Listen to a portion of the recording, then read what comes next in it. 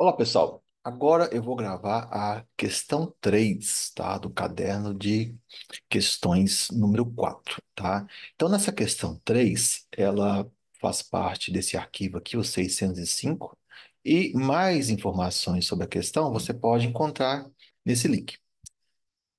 Então, a ideia aqui é o seguinte: eu estou usando um outro computador, né, para poder eh, mostrar para vocês várias possibilidades. E eu sempre estou usando apenas uma única tela. Se você tiver possibilidade de colocar uma segunda tela no seu computador, você pode deixar a análise mais dinâmica. Mas por uma questão de ser coerente com quem está assistindo, sempre uso uma tela durante as minhas apresentações. Então, durante as minhas gravações. Então, vamos lá. Essa questão 3 fala sobre um assunto muito interessante, que é a recuperação de catalisadores, né? Principalmente aqui, recuperação de paládio em catalisadores de veículos, né? O paládio, obviamente, é um elemento químico muito caro, né? O preço dele rivaliza com o preço do ouro, né? Então imagine que é uma coisa extremamente difícil de encontrar, extremamente cara e a recuperação, obviamente, deve ser bastante vantajosa. E os autores investigaram aqui quatro variáveis: a concentração de cloreto de cálcio no nível baixo, nível alto, desde 100 cloreto de cálcio até 30% de cloreto de cálcio, a concentração de cloreto de sódio, a concentração de cloreto de potássio e a concentração de óxido de silício, né, de sílica, que vai ser colocado nesse tipo de planejamento. As concentrações dos níveis das variáveis são relativas à massa do catalisador, né? Então, se você somar aqui, você vai ver que não vai dar 100%, né? Então, essa aqui é 30% em relação à massa do catalisador que vai ser recuperado o paládio. 60% em relação à massa do catalisador que vai ser recuperado o paládio, assim por diante. E a resposta avaliada é a porcentagem de paládio extraído. E o ideal é, claro, obter altas concentrações do paládio, né? Bem, então, os autores montaram esse reator aqui, ó. Então, vamos dar uma olhadinha nesse reator. Então, o número um aqui é um laboratório de setup, né? Deve ser o forno onde os autores fizeram. O 3 é a amostra, né? O 3 é a amostra. Aí tem vários dispositivos aqui onde eles introduzem gases, né? Desde ar até o gás cloro. O 6 aqui, a sílica, é uma fibra, né? Um trap para poder recolher o paládio, né? O 7 é o controlador de temperatura, o termocouple, né? Um termopar, vamos dizer assim. O 8 monitor de temperatura. O 10 umas válvulas, né? E o 11 aqui, o cilindro de gás cloro. Então, a amostra é colocada aqui, essa estrutura toda é aquecida, né? Esse forno todo é aquecido. E o paládio liberado, ele é trapeado, né? Uma palavra muito bonita, mas ele é aprisionado aqui nesse filtro de sílica. Bem, então as reações que os autores colocaram são essas aqui, ó. Primeiro você tem o cloreto de cálcio na presença de oxigênio, gera óxido de cálcio e cloro. O paládio reage com cloro, gerando cloreto de paládio, né? E esse óxido de cálcio, ele é então reage com a sílica, formando esse composto aqui, que sinceramente eu não sei o nome. E essas reações aqui só acontecem se as temperaturas estiverem a mais de 1000 graus, tá? Se eu somar todas essas reações, eu tenho essa reação global aqui, né?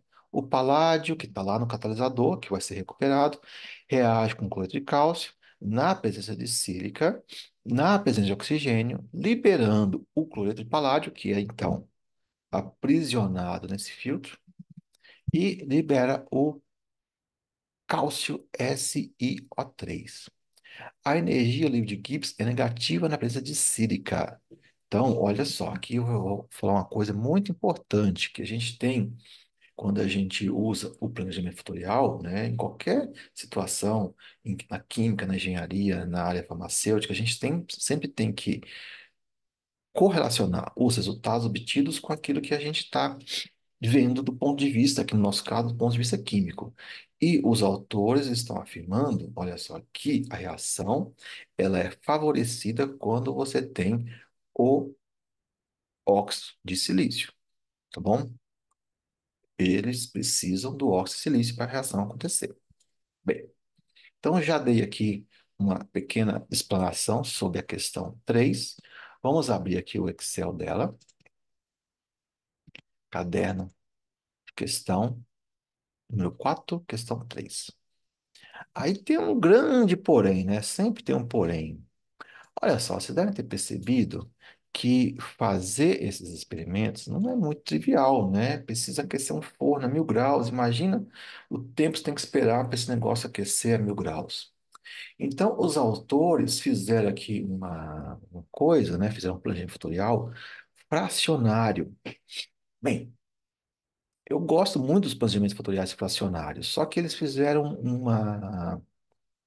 um procedimento que eu não recomendo muito. Vocês já vão entender qual que é o problema desse procedimento. Eles fizeram um 2 à quarta menos um, né? Ou seja, eles montaram o 2 à terceira, ó, aqui está o 2 à terceira que vocês já conhecem, né? São dois níveis, três variáveis, 2 à terceira, 8 experimentos. E o último experimento aqui, ó, melhor, a última variável foi a multiplicação da um, da 2 e da 3, tá? Então, isso faz com que a nossa, né, a geratriz desse planejamento seja um, 2, 3, 4.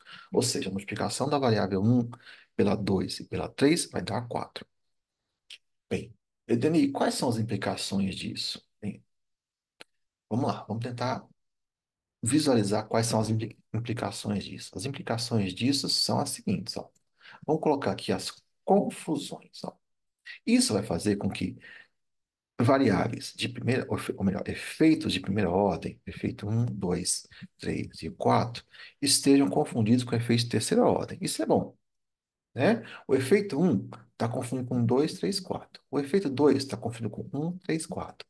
O 3 com um, 2, 4. E o 4 com um, 2, 3. Então veja que se eu multiplicar as colunas 2 e 3 e 4, eu obtenho um, né? Vamos checar, ó. Se eu pegar aqui A1, opa, melhor, 2 vezes 3 vezes 4, eu obtenho aqui a condição da variável um, né? A condição da variável um que está aqui. Bem, aí, tudo bem, né? Nossa, Dani, tá tranquilo isso aí, né? Porque os efeitos de primeira ordem, eles devem ser maiores que os efeitos de terceira ordem, né? Então, é uma confusão que não vai trazer muitos malefícios. Porém, os efeitos de segunda ordem, ó, 1, 2, 1, 3, o 1, 4, o 2, 3, o 2, 4 e o 3, 4, eles estão confundidos entre si. Ó, 1, 2 está confundido com 3, 4. O 1, 3 está confundido com 2, 4.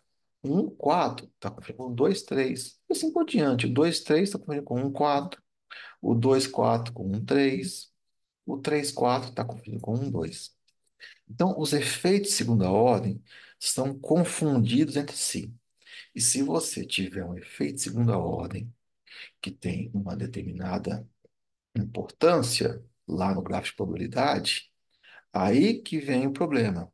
Esse efeito de segunda ordem, ele é importante por causa da, por exemplo, interação 1, 2 ou por causa da interação 3, 4. Jamais saberemos, a não ser que a gente faça os outros, os outros 8 experimentos. Mas os autores não fizeram os outros 8 experimentos, né? Por questões assim, que eu diria que são óbvias, né? Por questões que vai demandar muito tempo. Por isso que eles quiseram fazer apenas esses 8 aqui. Bem, sem muitas delongas, vamos montar aqui a matriz X, ó. Então, eu vou precisar calcular, se eu fiz 8 experimentos, eu preciso calcular 7, preciso não, eu posso calcular até 7 efeitos. O 1, o 2, o 3 e o 4. Aí depois eu vou calcular um, 2, um, 3 e um, 4. Mais do que isso, eu começo a calcular coisas redundantes, né? Se eu calcular o 2, 3 é igual ao 1, 4, já calculado, né? Então, eu vou pegar isso aqui agora, ó. Vou passar para cá. 1, 2. 1 vezes o 2.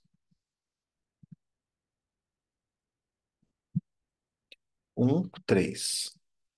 1 vezes o 3. 4. 1 vezes 4. E aqui eu vou colocar a resposta e vou levar tudo isso lá para o nosso grande octave. Pronto, então não tem mais o que calcular, tá?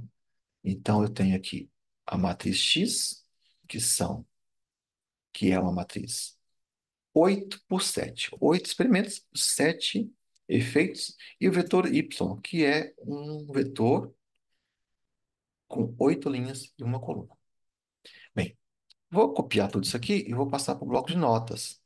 Ah, Ednei, mas não tem vírgula aí, cara. Por que você vai fazer isso? Eu vou fazer isso porque eu preciso quebrar a formatação do Excel. Eu preciso introduzir os dados sem formatação lá no Octave. Então, eu vou passar aqui para o bloco de notas. Não preciso trocar a vírgula por ponto. Vou simplesmente salvar. Vou salvar isso aqui dentro do material da playlist 33. Esse monte de números está me deixando louco, pessoal. Vocês me desculpam que lá no primeiro vídeo eu fiz uma confusão incrível, mas enfim, deu tudo certo no final das contas, né? Ó, então vou abrir aqui o Octave. E no Octave, GUI, Guide User Interface, eu acabei de instalar nesse computador aqui, eu vou permitir que ele acesse a internet para poder trocar informações e aprimorar o programa. Se você não quiser permitir, não tem problema, tá? Então já abri aqui, eu só vou deixar um espaço um pouquinho maior aqui, ó. Eu vou dar um CLC, já vou carregar o pacote estatístico PKG, Load Statistics. Já carreguei o pacote, vou dar um CLC. Eu vou agora lá na pastinha onde está os dados da playlist, né? Tá aqui no laboratório, playlist 33. Tá aí. Aí agora eu vou carregar o load teste.txt. Como o txt não é uma extensão nativa do Octave, eu preciso escrever a extensão. Pronto, escrevi. Já foi. Aí agora eu vou separar aqui o x, ó. X é igual ao teste, todas as linhas, colunas de 1 até a 7. E o y? Y é igual ao teste, todas as linhas, coluna 8.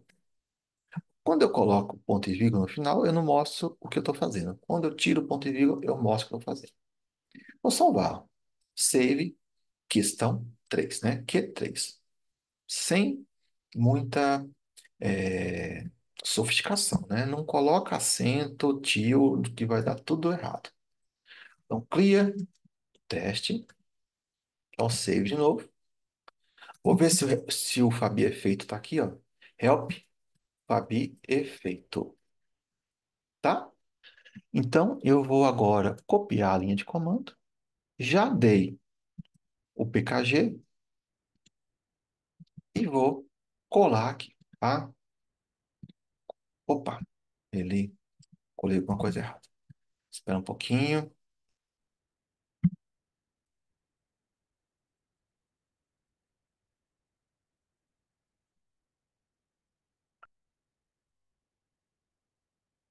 Perfeito. Aí, então, eu tenho X, eu tenho Y, eu não tenho réplicas, então eu vou colocar zero. Não tenho, então, como fornecer a informação do T, vou colocar zero. Também tem. Pronto. Aí, olha só, aconteceu o que nós, pelo menos eu, estava temendo, né? A variável 2 é o cloreto de sódio.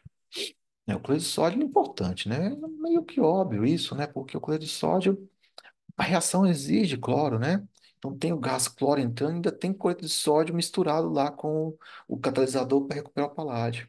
Então, e o cloreto de sódio, olha só, ele tem um efeito positivo. Então, quanto mais cloreto de sódio eu uso, mais fácil fica a recuperação, ou mais rentável, vamos dizer assim, fica a recuperação do paládio. O efeito do cloreto de sódio é cerca de 28%. Está aqui, ó, 28%. Ou seja, precisa ter cloreto de sódio, tá? A variável um e a 3 e a 4, os efeitos principais são muito pequenos, né? Olha, estão bem perto do zero aqui, a um, a 3 e a 4. Só que o quinto efeito, olha só, aí danou, ó. O quinto efeito é quem? O quinto efeito é a interação um dois. A interação um dois, calma, respira, confundida com a 3 4. Então, o quinto efeito deu um valor negativo, né? A interação um dois confundida com a 3 4 deu negativo. Ou seja, esse quinto efeito é proveniente do quê? Realmente da interação um 2 ou da interação 3 4? Cara, nunca vamos saber. Não tem como a gente saber, né? A não ser que sejam feitos demais experimentos. Mas, sempre tem um mais, né? A energia livre de Gibbs é negativa na presença de sílica. Então, eu diria que existem grandes chances desse quinto efeito aqui ser mais devido à variável, à interação 3 4 do que a interação um 2, né? Você pode discordar comigo. Bom, você pode discordar da minha afirmação, mas eu estou seguindo, né, o ponto de vista químico que os autores preconizaram, tá? Então, vamos lá, vamos partir para a conclusão aqui. Eu vou salvar isso, ó. Salvar. Eu vou dar um clear nesse ANS aqui, ó. Vou salvar de novo. Pronto. Deixa eu calcular, deixa eu pegar aqui os efeitos, ó. Passar para o bloco de notas. Vou colar, tá? Ctrl H. Vou substituir o ponto por vírgula. E vou selecionar isso aqui e vou passar para cá, né? Então, eu vou tentar deixar isso aqui, ó. Vou criar uma abinha discussões, tá? Discussões. Então, eu vou pegar isso aqui e vou passar para cá. Vou colar transposto. Eu vou criar mais uma coisinha. Pronto. Então, aqui está uma ordem, aqui está uma identificação confundido com confundido. Nossa, que palavra feia, né? Confundido. O um, eu já tinha feito isso aqui, né? Está confundido com o.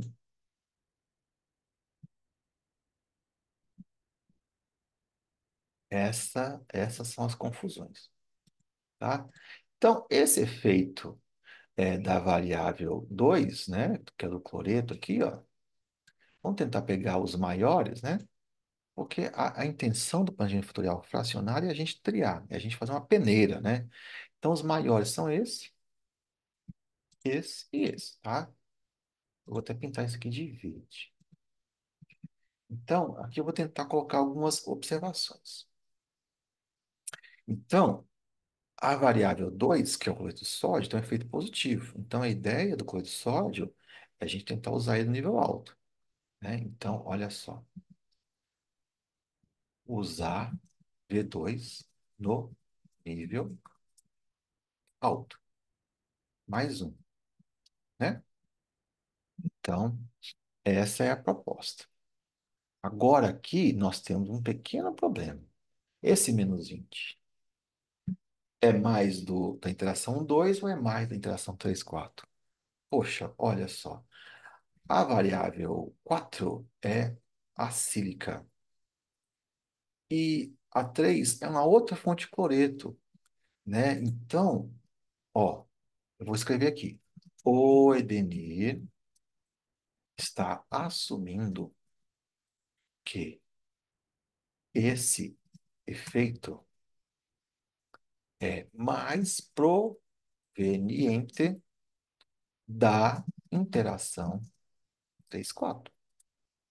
Então, se isso for verdade, o que que a gente tem que fazer? A gente tem que usar, para a gente ganhar paládio, a gente tem que usar as variáveis 3 e 4 em níveis opostos, né? Então, assim, ó, as variáveis, assim, vírgula, né? As variáveis 3 e 4 devem estar em níveis opostos. Como eu preciso, olha, eu preciso de sílica. Então, V4 igual a mais um. E V3 igual a menos um. Tá? Isso é o que eu tentaria usar. Aí tem um outro problema aqui, ó.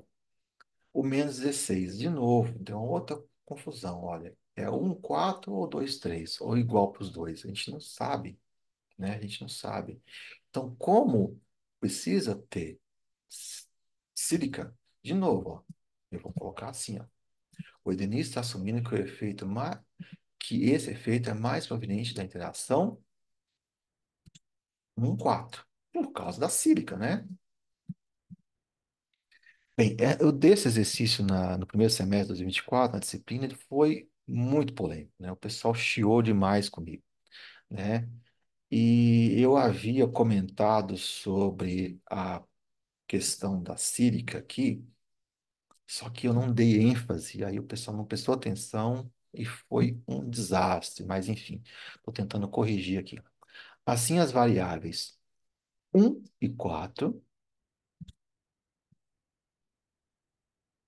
devem estar em níveis opostos. Variável 4 em mais um e variável um em menos um, tá? Se a variável um tiver em menos um, eu perco 7% de paládio. Mas, se ela estiver em menos um e a 4 estiver em mais um, ganha 16%. Então, o 16% é claro maior do que o 7%. Bem, então, eu diria que a questão toda é essa. Vejam que, é, conclusão, né?